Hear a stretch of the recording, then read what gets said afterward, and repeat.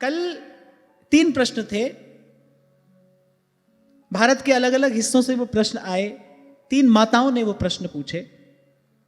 वो कह रहे हैं कि हम तो वैष्णव हैं और तदनुकूल आचरण करने का पूरा प्रयास भी करते हैं, लेकिन जो हमारे परिवार के लोग हैं वो अभक्ष्य आदि का भोजन करते हैं, और आपसे हमने ये सुना है भाई ये यात्रा सबकी अलग अलग है, तो आप अपना भजन साधन करिए, उनके लिए आप प्रार्थना कर सकते हैं, बाकी तो परिवर्तन जब भगवान चाहेंगे तभी होगा। पर उसमें से 3 माताओं ने, और तीनों अलग अलग स्थान से वो पत्र आया, प्रश्न आया। 3 माताएं ये पूछ रही हैं पर बच्चों के लिए हमको अभक्ष्य बनाना पड़ता है, हम क्या करें? नहीं भाई, ये क्या है? ये बच्चों के प्रति आपका मोह है, ये आपके मन की दुर्बलता है। क्यों बनाना पड़ता है? वो आपके कहने से रुक नहीं रहे, तो आप उनके कहने से उसमें लग क्यों रहे हो? इसीलिए मैं आपको कहता हूं, बार बार कहता हूं, संसार के प्रति कर्तव्य है पर उसकी एक सीमा भी है।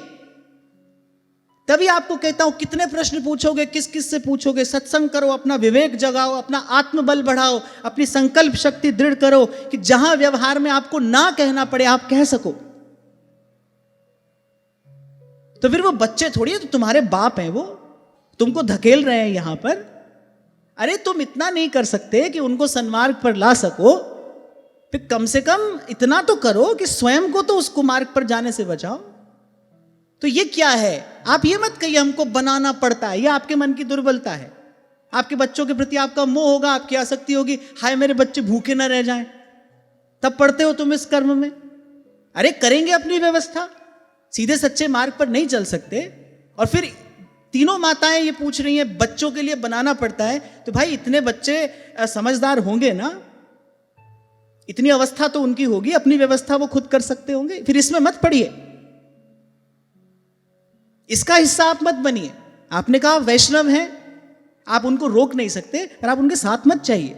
ये बात मैंने इसलिए कही, ये प्रश्न मैंने इसीलिए यहां पर इस समय इसका संकेत किया कि ये है, ये दुर्बल मन का लक्षण है।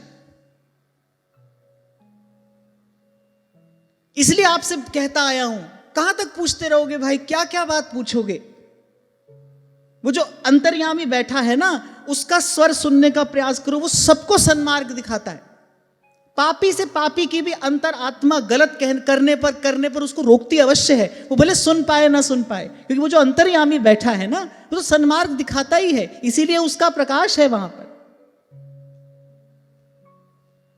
और ये प्रश्न कई माताओं का हो सकता है, ऐसी स्थिति कई परिवारों में हो सकती है।